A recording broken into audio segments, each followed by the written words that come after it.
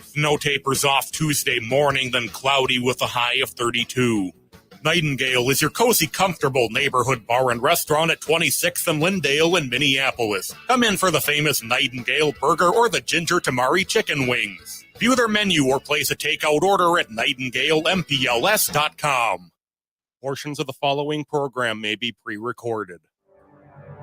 The views expressed and the opinions given by the individual host, guest, random reptoid, or chupacabra may not necessarily reflect those of AM 950 Radio, its affiliates, or its sponsors. Now, it's time to step into the unknown.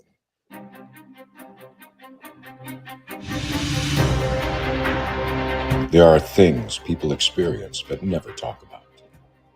A shadow moving in the corner, flickering of the lights, a disembodied voice. We invite you to talk with us. Share your story, share your experience, because this isn't just your story. This is our story. This is GhostBox Radio with Greg Bakun. And this is GhostBox Radio on AM 950, where every night we talk about the paranormal, ufology, Bigfoot, and so much more. My name is Greg Bakun. Thank you very much for joining me tonight. Happy Monday, everybody. I wanted to say, just kind of being nice and just, cordial. And I just wanted to just say what I did over the weekend. And I don't remember. I actually was asked today, how's your weekend? And I was like, I don't remember what happened on Saturday. And that's kind of, I don't know. That's kind of sad. And before anyone has any smart ideas, had nothing to do with drinking. I have not drank. I just don't remember. I think it's more because it was uneventful on a spectacular level that there was nothing that I can remember from it. But I hope you had a more eventful weekend than I did, because it really was just like I've been struggling all afternoon to kind of think what I did. And whatever it was very boring. I can clearly give you that. And I don't even think that I cooked anything good or anything. So there we are. As we're getting into it, I'm really excited tonight to have back on Michael J Worden. We're talking tonight about his book, his first true crime book that he had done, The Murder of Richard Jennings, the true story of New York's first murder for hire. And as you know, we haven't done a ton of true crime on the show. So I'm very excited to be able to do that and then bring on Michael tonight. And if you have any questions, if you had a chance to read this, definitely go check it out or let us know. First of all, if you haven't, it's available on Amazon. But I do ask if you go through ghostboxradio.com and on the top menu bar, it says Ghostbox Book Club. And there, if you get his book, and he has a couple of books that we have on that page. If you get the book, a little bit of Do Re Mi comes back to GhostBox Radio. There's nothing wrong with that, right? Everyone should win in these situations. Michael, welcome to GhostBox Radio. Hey, Greg, I'm glad to be back on. I really look forward to talking to you on these forums. So. Well, thank you. I'm glad that you're able to get on. I know that there's a lot of busyness. A happy New Year, first of all, Michael. It's great to be able to get you on. And I mean, this is the first of your.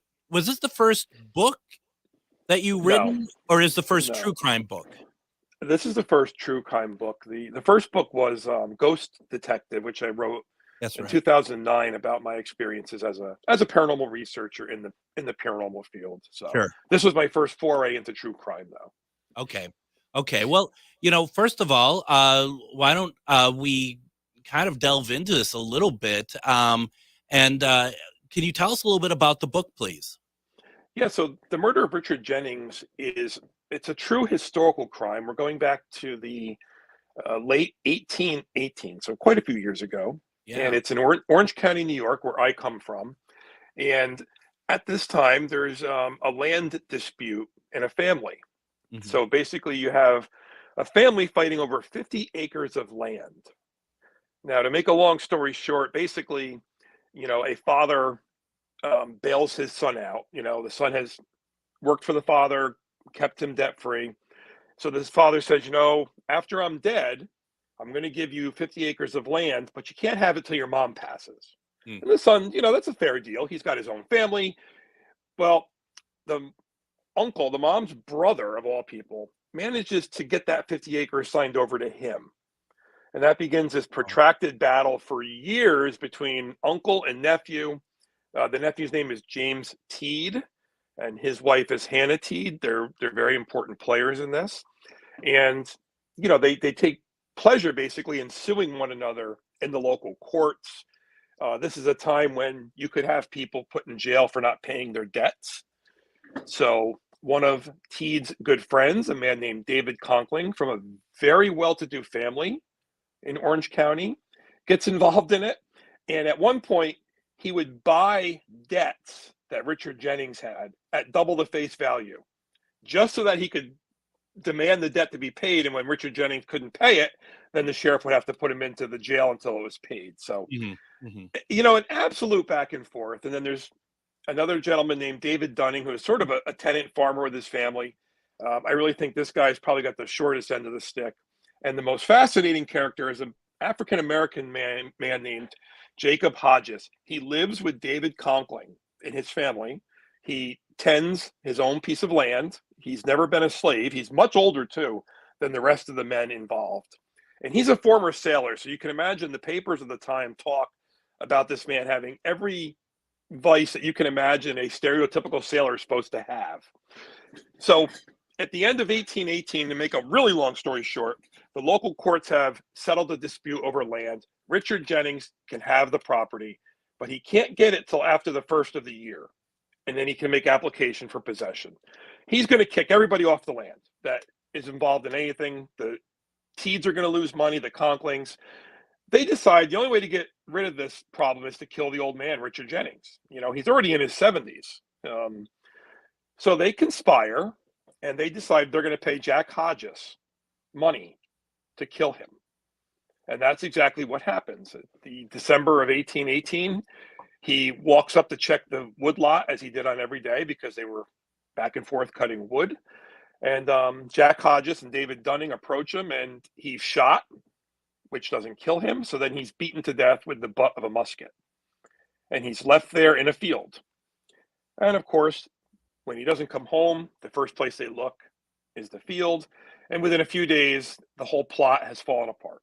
And by the beginning of the new year, 5 people have been arrested for conspiring to murder Richard Jennings or for murdering him, which is, the Teeds, Dunning, Conkling, and Hodges. And in the spring of 1819, they're indicted by the grand jury, David Dunning and Jack Hodges, for murder.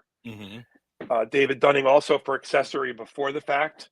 And then everybody else is indicted for accessory before and after the fact. In New York at the time, murder and accessory to murder before the fact was a mandatory death penalty case. The judge had no sentencing discretion. So all 5 of these defendants were now facing the gallows, which is a pretty big deal. So, as a researcher, and at the time I was still a detective, I was still working in that position. And it struck me as just like, I'd never heard of this. I grew up in Orange County my whole life. And how can you have such a fascinating case and no one knows about it? And there's so much more to it. I mean, I'm boiling down an obsession, really, it became for me for several years as I dug into this. It's kind of like, first of all, for them to murder Richard Jennings, it's like, first of all, obviously these people are going to be the first people that are going to be looked at. I think it's really a testament also to how, run into revenge that they were, how they, it blinded them, didn't it? Yes, it definitely blinded them. I think, even the local papers at the time sort of allude to the fact that, look, Richard Jennings was probably not long for the world anyway at his age. You probably just could have waited him out. But I think at the end, it's humiliation, it's financial concerns. they're going to be put out. They don't know where they're going to go. And I think it was the culmination of a frustration, like just we've had enough, and they made a really bad decision and followed through with that bad decision. And that really has a snowball effect of consequences for everybody involved. It sounds like you said, this is something that you got very interested in, that was intrigued you. Did the research, like just the research of going into it, looking at it, did that come before really any decision that you wanted to write a book about it? Yeah. So initially I started off to write the initial project was I was going to write a book about a bunch of older crimes, but like a chapter about each crime. And I quickly realized that each of these stories I was looking at required much more than a chapter to really do them justice how I wanted to. Yeah. So I started looking at a case up in Albany, New York. It was an 1827 murder, a love triangle, very bizarre story. And it's, of course, a haunted location. That's how I even found out about it. But it was a footnote in a legal decision in that case referencing this one that sort of caught my eye. So initially, it was going to be a whole other case for that book. And I'm still going to write that one. I just sort of got sidetracked, as you know. But so I'm like, let me just peek at this Orange County case that's sort of referenced in a legal case. From there, it just took off. And, there wasn't a lot written about it. And so I like a challenge where, okay, I'm going to tell this story and probably be the first person to ever tell it accurately, because anything written about it before me was just all over the place. And It was people repeating other bad information. The game of telephone over the last couple hundred years. Yeah. Well, and I suppose too that it's and not that I'm not saying that it's right that they did this, but they probably didn't really care, because who's going to check up on the facts? I think you are, but right. I think that was part of it. And I think the racial attitudes at the time, if it fell apart, I think they thought, well, who's going to believe Jack Hodges? He's an African American. Yeah. He's illiterate. He doesn't read. He's a wicked sailor, a drunk. Well, even if we get caught, they may get him, but are they really going to think we were somehow involved in? And I really think that was part of it. There's no way to prove that, but I do believe that was sort of in the back of their minds. That was their fail-safe. Well, and two, that there's something to be said that, and I think anytime that you do this sort of work, when you're looking back in history or something, that you're kind of putting like in a sense, the soul of Richard Jennings' soul to rest in a sense, because you're doing the due diligence to tell the whole correct story, which, like you said, hadn't really been around. No one really knew. Yes, exactly. And everything that's written about Richard Jennings is he doesn't sound like he was a very nice guy.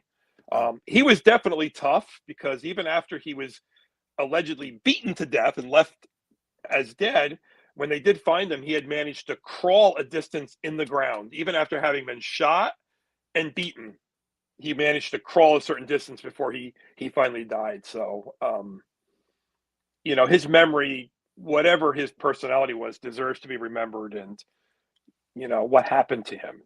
Well, if you say that, maybe he wasn't going to live. Maybe he was going to live a lot longer than you thought, or they thought. He might have. I mean, this was probably a guy that worked the land. He worked his whole life and just was. He was tough as nails, I guess. He might have still been around now if they didn't murder him. For all I know. I don't know. Had he lived, had he survived, I could have interviewed him possibly. Are you sure? It's interesting. You being a paranormal investigator as well, I don't think we've ever really talked about this too much. Have you ever tried to reach out to the people that you are doing your books on? I haven't, and not because it hasn't crossed my mind, but I sort of walk a very fine line between the paranormal researcher side of me and then the true crime / historian in me that looks for that what's the happy medium between these two different worlds I sort of wobble between. And I just sort of felt like if I blended them too much, it may inhibit the credibility in the historical field. So I want those works to stand as independent, works. In my mind, though, it's not something that you have to share with anybody, though. That's true. And, maybe that's something you and I should talk about sometime, I'd like to, because, that is actually, funny enough, we just had on Angela Boley. I don't know if you know her. She's a psychic portrait artist, and she's been talking about her past lives. She's been tracking them down. And on Friday, I suggested to her, why don't we do a spirit box session? That's my jam. So, I mean, like you said, and that's just it. These are, if you did get a hold of them, it's private moments, Right. Is that Richard playing with your camera that you're unable to keep it steady, or because he is tough? Yes, it is. Sorry about that. It's quite all right. It's all right. It's the lack of heat in my office, actually. It's, the funny thing is the majority of our audience is on radio, and they would have had no idea if I didn't out you. So. Oh, thanks. Why don't we go ahead and do this? Let's go ahead, take our first break. When we come back, we're going to continue talking with Michael J Worden about his true crime book, The Murder of Richard Jennings, the true story of New York's finest first murder mystery for hire. You're listening to GhostBox Radio on AM 950.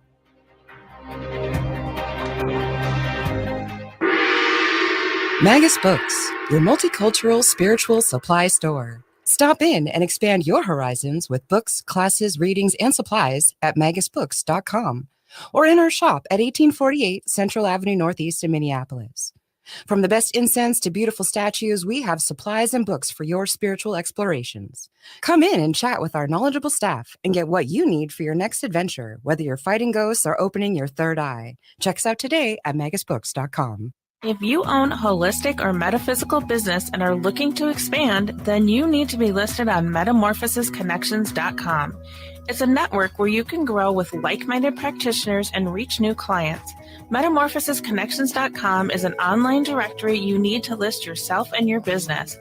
Our platform makes it easy for you to create listings of your products and services, and you can also choose to list your classes, events, and so much more. Metamorphosisconnections.com helps you create weekly and monthly promotional ads targeted towards your potential clients and promotes them for you via social media and newsletter. There are clients searching for your specialty right now. Let us help them find you. Start your listing today so you can share your own unique gifts and talents by finding the level of membership that best fits your needs. Let us help you reach your clients that are searching for what you do. Visit metamorphosisconnections.com and sign up today. I'm little teapot, short and stout.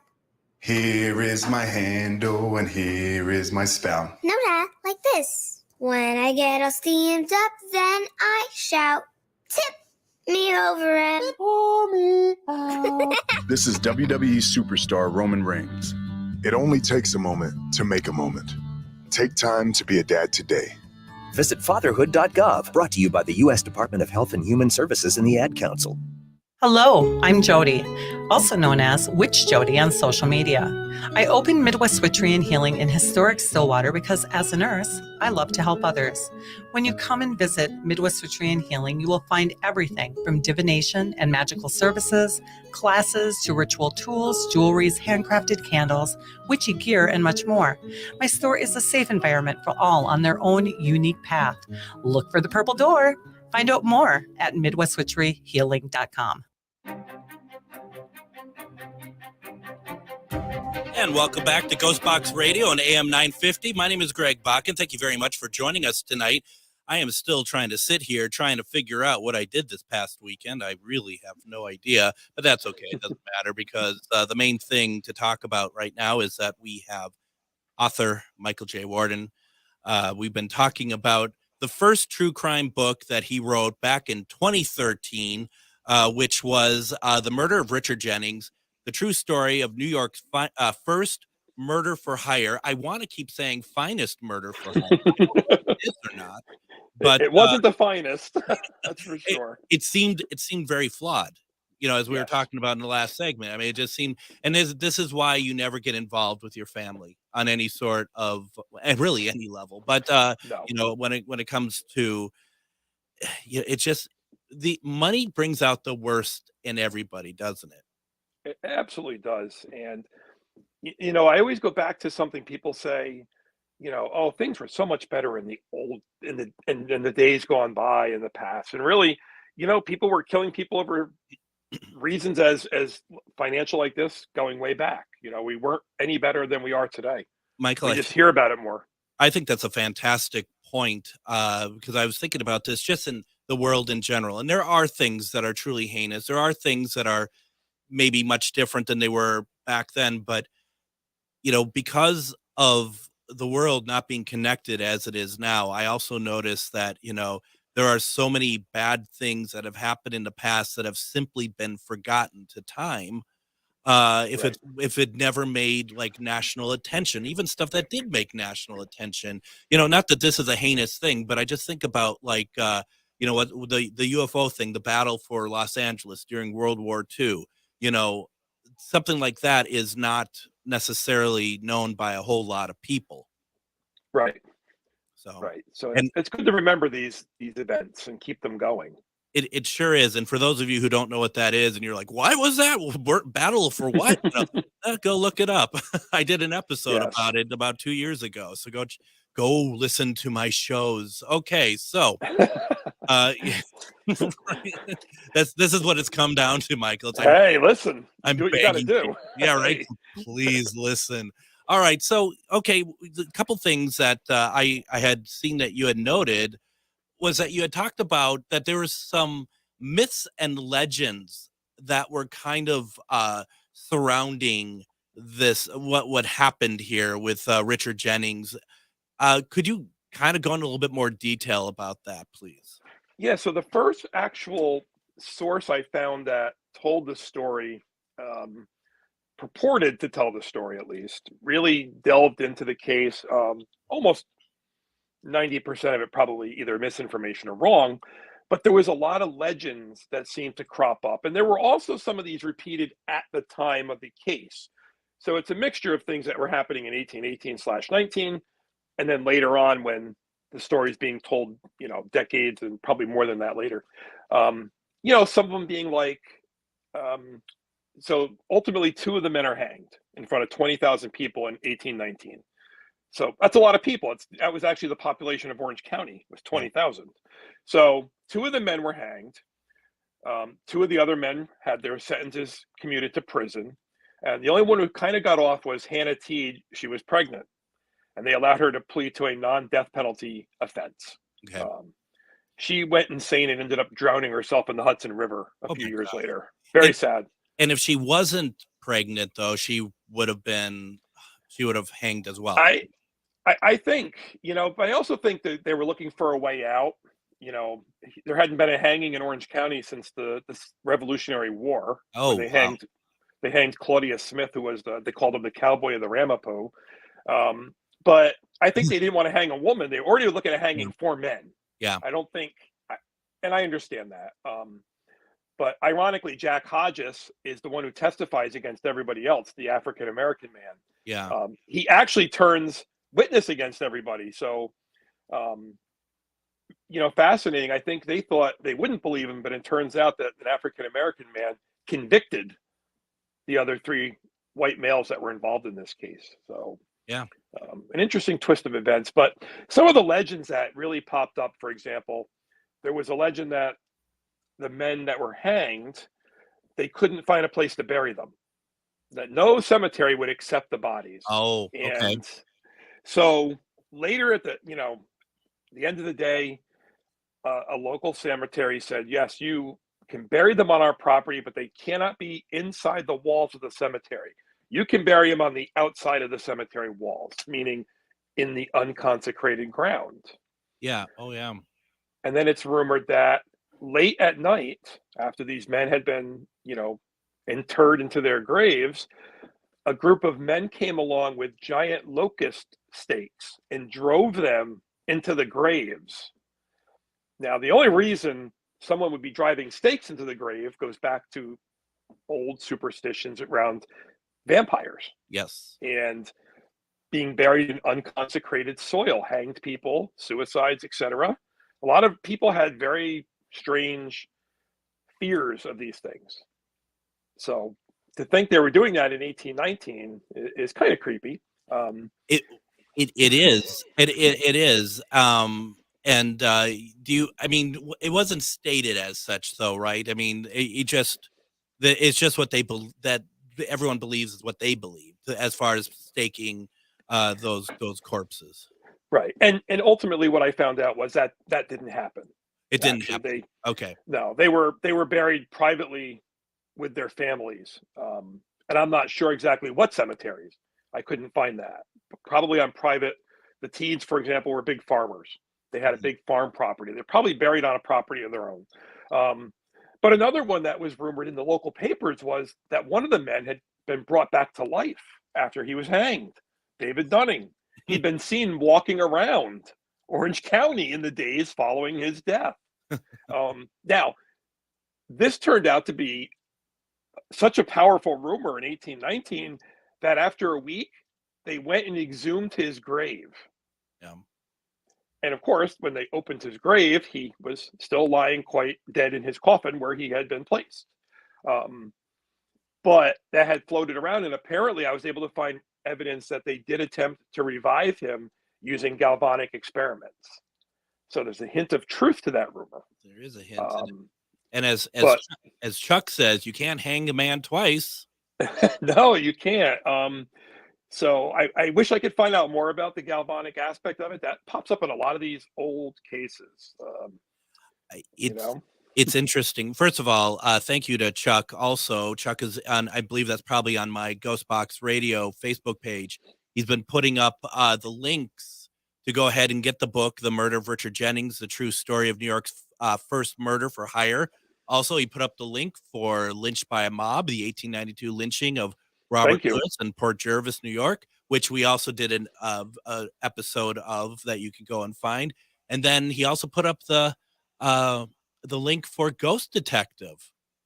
Thank you. Are you paying him for this? I mean, no, no, but I appreciate the, hey, listen, if I can get my books out there, I'll never make it rich, but I do like knowing that they're being out there and being read. You know what I by find? By more than just my parents. Right. Well, you know what's interesting too is that when you said that there hadn't been a hanging since the Revolutionary War in 1818, that's not that far apart, actually. That's a weird thing about that. I mean, it's far enough, but I mean, it's still like, I think about that. It's like, yeah, that was another 200 years or so. No, it was a matter of probably 25 to 30 years. Right? Yeah, it really isn't that far away. But to them, it would have been, these would have been a big population change. And I think, and it was a big spectacle, like it would have been at those days. But let me get back to the legends real quick. Yes. So in addition to the sort of that supernatural overtone, there was legends that, there was this dramatic moment on the gallows where they brought all of the condemned people, all 5, according to the articles. And, moments before they're about to be hanged, the sheriff pulls out of his pocket a piece of paper and reads that, the sentences had been commuted for, 3 of them. Well, that never happened. And, they were never taken off the gallows. They were never even brought there. But that did happen in Cooperstown at the beginning of the 1800s to a man. Sure. So, the sheriff waited right up till the final moment and then decided to tell him he wasn't going to hang. But he let him get really close. So now we know where those television tropes came from. Yes, they really did happen, apparently. But I think the most fascinating was this character of Jack Hodges, because they talk about Jack Hodges and David Conkling. Those are the 2 men that get their sentences commuted. Yeah. And both end up getting out of prison at some point. They do go to state prison. And David Conkling, it's rumored, was very sick. And he died shortly after getting out. And his family was so appalled by his conviction that they changed the spelling of his name on his gravestone. And they even put the wrong date of death on his gravestone, so that you couldn't tell it was him. Oh, wow. Kind of a silly rumor, a little bit of truth on the gravestone part, because he died in 1840, and the 4 was wearing off of the gravestone, so it looked like 1810. So someone in the future, after he died, in the 60s, 50s, looked at his grave and saw 1810. And his last name was Conklin, but they had dropped the G, so it was Conklin on his gravestone. Okay. Which they tended to switch back and forth anyway. They weren't hiding anything. It was just what it was. But Jack Hodges, if I could meet one person from my books, it would be Jack. It said that when he was in prison, he found God, had this miraculous spiritual awakening, became a revered spiritual leader in the Finger Lakes region of New York, upstate New York, lived for a while in the home of William H. Seward. That would be the future President Lincoln's Secretary of State, William H. There Seward. would be, yeah. Who was from Orange County, by the way. His father was one of the commissioners on the court where Jack was convicted, Samuel Seward. And then Jack ended up going to live in Canandaigua, where when he died, they erected a monument in his honor. Now, I thought that was just so much information. How can any of that be true, let alone all of it, right? Well, Jack Hodges didn't live with William H. Seward, so that part wasn't true. However, he did live at the steward's office, or the steward's building of the Auburn Theological Seminary. So I think there was some truth. He lived with a steward. William Seward did live up in Auburn, had a place, and the New York, I think the Orange County connection was a bit much. But it turns out Jack Hodges does have quite the monument in his honor in Canandaigua, New York. Wow. And he did become a spiritual leader. He was one of the first inmates to be brought up to Auburn prison when it was opened. And back then, inmates weren't allowed to talk. You were supposed to be penitentiary. Okay. They were given a Bible. Jack couldn't read or write, but he taught himself to read with the Bible. A minister sat with him and started with "in the beginning." And not only did Jack learn to read, but he does have this, and he describes it when you read, there's books about Jack Hodges, and it's almost a supernatural awakening he has in his cell, where he becomes overcome with what the Spirit of God and Christ, and he becomes someone who's sought out. People come to the prison to visit him and to minister with him. And when he's released, he is eventually brought into the home of a widow up in Canandaigua, where he works. He lives in her carriage house, takes care of her property. He's much older too. He's not a young man. He attends church in the Congregational Church, First Congregational Church, and he does not sit with the African Americans. He sits with the white congregation in their rented booth, their rented pew, because back then they had to rent their pews. So he sat with the white people. The African Americans had to sit on a balcony overlooking the church. This is when slavery is legal in a lot of parts of the country. Right. Still. Yeah, absolutely. And he would minister. So families having spiritual crises, he would go to their homes to minister to them, to counsel them, to pray with them. And these were the homes of white people in Canandaigua. In fact, he didn't associate, it said, with the African American community locally, that he really kept to himself. When the home he lived in, when the widow the house was being sold, they sold it on the condition that the new owner had to keep him on, let him live in the carriage house until he died. And the new owner was a man named Myron Clark, who later went on to be a governor of New York. So he did live with someone rather prestigious, a future governor. And it's his daughter that ends up, they do put a marble monument on his grave. And then Myron Clark's daughter later has a bronze plaque put on it because the marble is sort of getting a little worn. Sure. But he has this beautiful monument, and it talks about how he was condemned, wicked, tempted to sin, and found God. His funeral was well attended in 1840s. It was like the whole town turned out to see Jack Hodges off.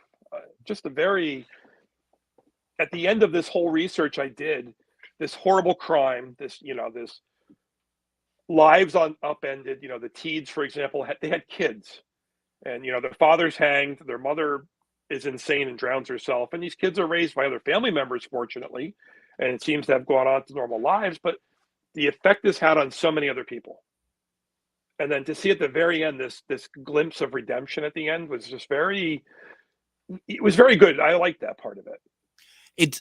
It's odd and backwards to think that Hodges may not have found that if none of this had happened. Yes, that is the truth. And there's some controversy whether Hodges actually killed him or the other man, David Dunning, did. Dunning claims he was there when it happened, but didn't participate. Hodges says, yeah, I shot him, but I only hit his ear. And then Dunning beat him to death. So whatever really happened, was Jack motivated by guilt? Maybe because he sent an innocent man to his death, David Dunning. We'll never know. But his conversion was certainly real. There's no doubt that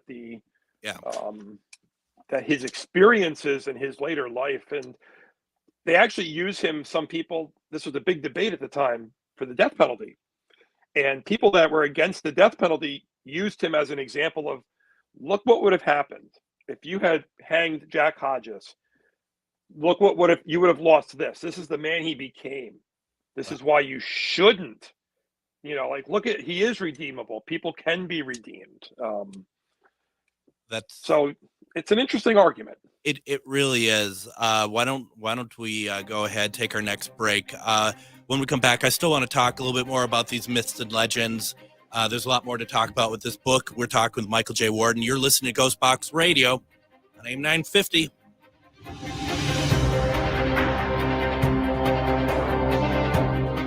Reach your highest level of consciousness and well-being with MetamorphosisConnections.com.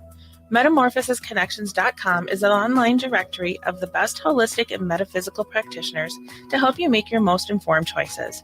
You can search MetamorphosisConnections.com for classes, events, wellness and life coaches, plus metaphysical products and shops. You can also search for a wide array of healers from all modalities, including EFT, sound healing, energy healing, light therapy, ancestral healing, shamanic healing, reflexology, past life regressions, hypnotherapy, yoga, and more. And if you're not sure where to start, the search feature on MetamorphosisConnections.com is tailored to help both those who know what they are looking for and those who are just starting. Come explore the possibilities for your higher self by visiting MetamorphosisConnections.com. Their experienced practitioners can guide both beginners and those that are already on their spiritual journey. That's MetamorphosisConnection.com, your link to direct you on your spiritual transformation.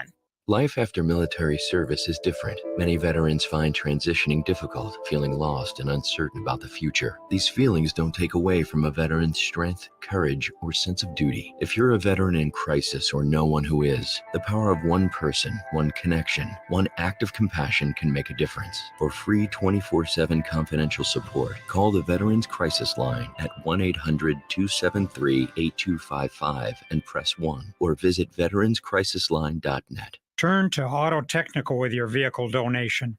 Even though Auto Technical is a small nonprofit, we have helped more families with transportation than any organization in Minnesota.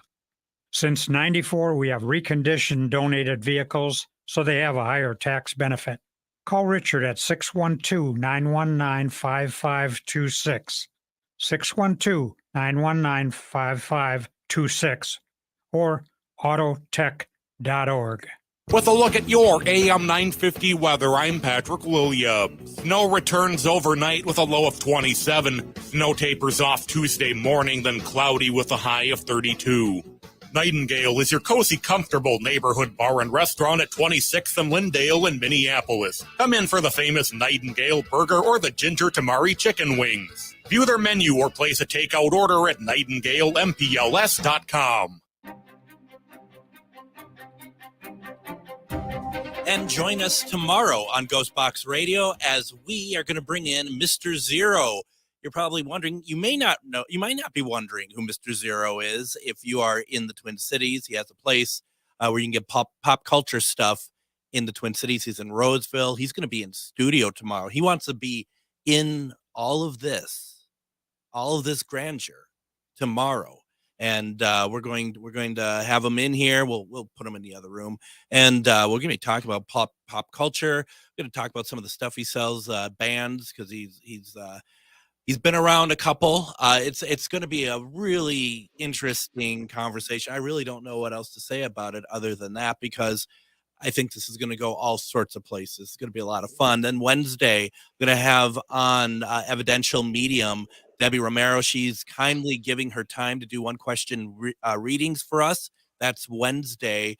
Get your questions together, because these are always very fun, very enjoyable. And I'm really looking forward to seeing what Debbie has to say. It's going to be a great program. We are talking with Michael J. Worden. He's the author of The Murder of Richard Jennings, the true story of New York's first murder for hire. We've also, once again, go to ghostboxradio.com, and you can look up what our earliest discussion since I went nightly, talking about Lynched by a Mob, the 1892 lynching of Robert Lewis in Port Jervis, New York. Michael, none of your titles are short, are they? For your they are very, a lot of syllables, a lot of words. They don't fit on any of the art that I make. No, I promise my next one I'll pick a shorter title. I hope. it just needs to be like a letter, not even a word. Just give me a letter, like K or something, and then I think that'd be great. I could do that. Yeah, no, you can't. No one would want you to. Well, Greg said to do so. That's what I'll call the book, though. Greg told me to pick one letter. That'll be the subtitle. That's my only chance for fame, being the villain on a title of a book. Lynette says, yes, I agree that a person can redeem their life, and is another excellent reason not to have the death penalty. Now, I don't want to really get into that whole thing, because that's a whole other situation. But your point that you made in the last segment, Michael, is just simply the fact that that he was able to redeem himself. Why don't we just leave it at that? Right. That he was able to redeem himself. If people want to use those things for an argument one way or other, that's where they're at with that. But the good news, the end of the day, is that he was able to turn his life around. Right, exactly. And he seemed to have an impact, a positive impact on those he did come in contact with at some point after his conversion, and of course when he's released. So, in Jack Hodges' case, this is what his life became. And I think there was also a movement at the time just to make prisons a little better. Yeah. At the time, the whole notion of incarcerating people for long periods of time was still relatively newish. Prisons were starting to evolve. You had Eastern State and Philly, you had Auburn, Point Pleasant in New York, which became Sing Sing. So, they were looking for better ways to try to rehabilitate prisoners in general. Yeah. Knowing that most are going to probably get out. Not all, but most, even at that time. Yeah, absolutely. Now, Chuck has said that there's so much unknown history found in local legends and stories, as you have very much found out, Michael. Chuck has lived in and still lives close by Auburn, and he has never heard this story before. So there you go. Yeah. So, Jim, head over to Canandaigua and the Pioneer Cemetery there. You can see right where Jack is buried. They have a historical society in town. They actually have his bed. I got to see Jack's bed at the Historical Society. So, they had it up in storage.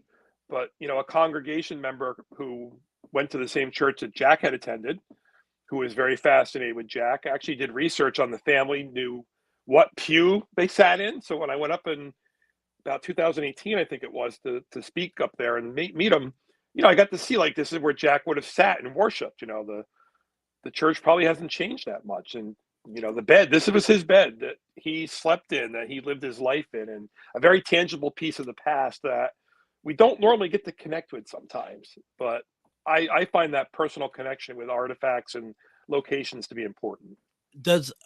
what does that do for you when you have those connections to pieces like that? And I don't necessarily, I mean, however you want to answer it, because I mean, as a paranormal investigator, as somebody who is, loves to be steeped in history, what does that do for you? I think it probably reaches a whole bunch of different aspects of who I am. I'm certainly can't rule out the fact that I have that connection as an investigator of the unusual paranormal things, Mhm. but also just when you can be at the location of an event or incident, you can stand where the history occurred or touch an item related to that specific case or person. It just closes a gap. There's such a big gap between when I wrote this book, it came out in 2013, and Jack Hodges dying in the early 1840s. There's a tremendous amount of time has gone by, yet here's an object that I can physically see, I can physically touch, that connects Jack Hodges and myself across this span of time. I can see where he sat. This is his pew. This is where every Sunday he worshiped and prayed. And again, it brings you close to that story. And I think that's important. And there's something to be said about, as a police officer, as a detective, when you investigate a crime, when you visit the crime scene. Yeah. There's nothing beats, going to the scene yourself, even if you're not the one collecting the evidence. Going to the crime scene is important. Seeing it with your own eyes and understanding it, and just remembering that these are, I've handled homicides, and remembering that the person's death that you're investigating was a person. Yeah. It's not just, a black and white investigation where I'm just strictly, you still have to remember, yeah, this was a person, who I have to get justice for. And I think that was going to be the next question I was going to ask, that I think you've answered, was why is it important to remember these people? And I don't even mean, because it's like, I think there's two pieces to it, and I think you've answered them both very satisfactory. Where it's like, yeah, there's one thing about talking about a heinous crime. There's something talking about something that we all we as true crime fans really like to experience, as far as reading and stuff. But there's a human level to this, isn't there? That I feel like if anybody who's going to write about this stuff doesn't include that in some way, you're doing a very huge misjustice for the material in general. Yeah, I have to agree with you 100,000,000%. And I think I try to really keep that human connection. And that's humanizing the victim, whoever the person is in the case that is, killed or assaulted, whatever the case may be. These are people. There's much more to their life than this one moment that defines them. The people associated with that person, what happens to them? What did they go through? Murders especially, and I know it's almost cliched, but for the person that's murdered, it's over. Yeah. They're done. Their suffering is over. It's the people that are with them and around them. And, I'll just briefly mention, as a detective, I had one case which to this day haunts me. The kids went to school in the morning. Life was normal. They were elementary school kids. And after their dad dropped them off, he came home, murdered their mother, and tried to blow himself up in the house. Well, he didn't blow up.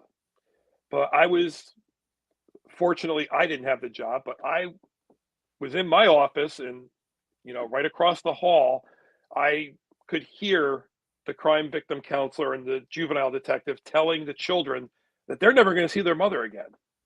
And just the horrible, horrible pain that those kids went through. Yeah. And probably still go through to this day.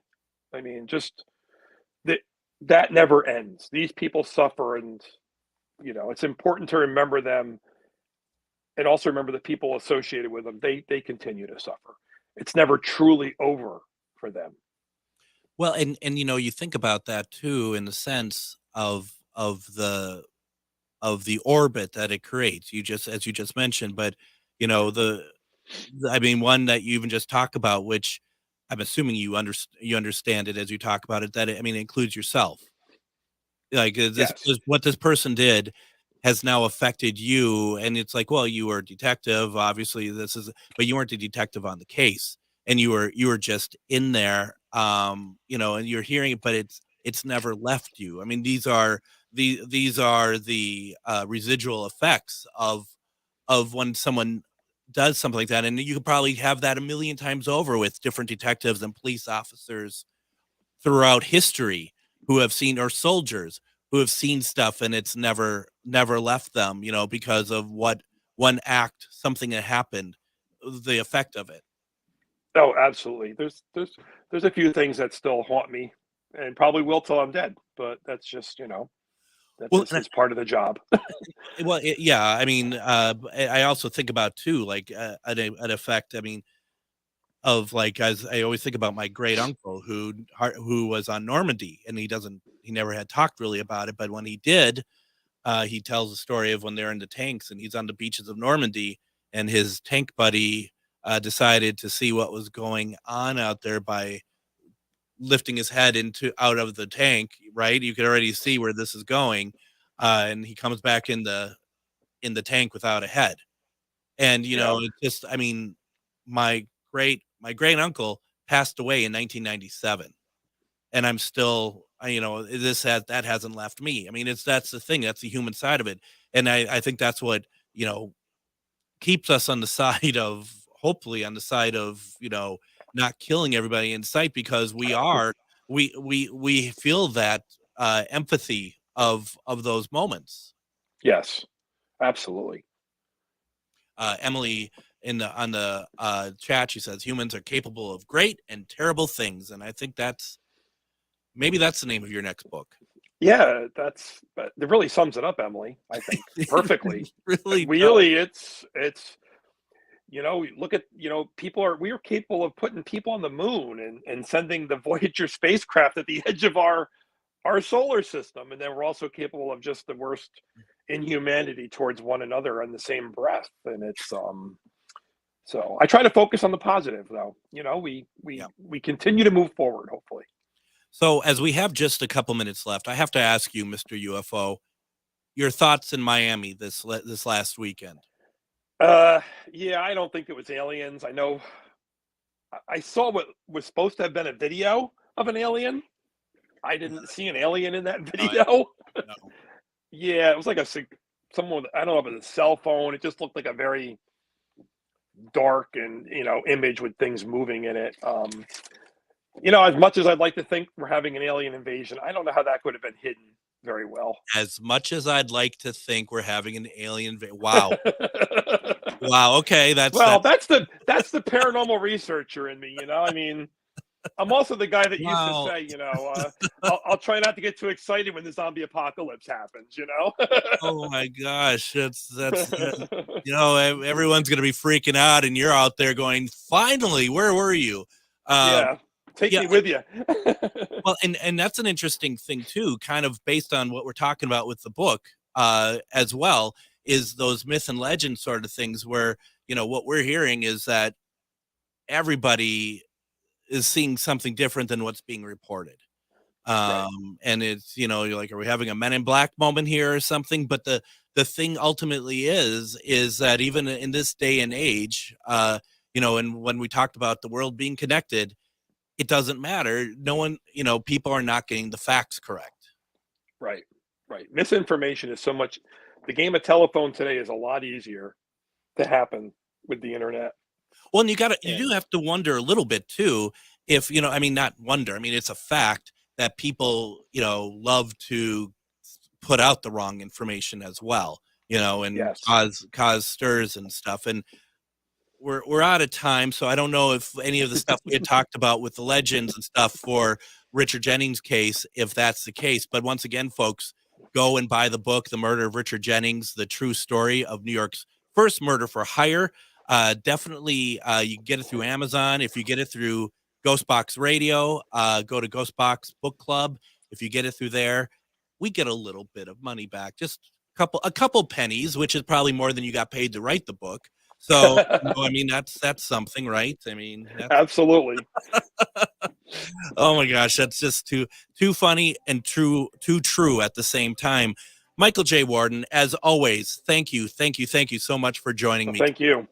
This was fun. I really appreciated it. Once again, folks, go please support authors like Michael, because these are great books. A lot of work put into them. Tomorrow, we are going to be talking with Mr. Zero, and we're going to talk about all sorts of great things. We'll see you tomorrow. Everyone, have a great night.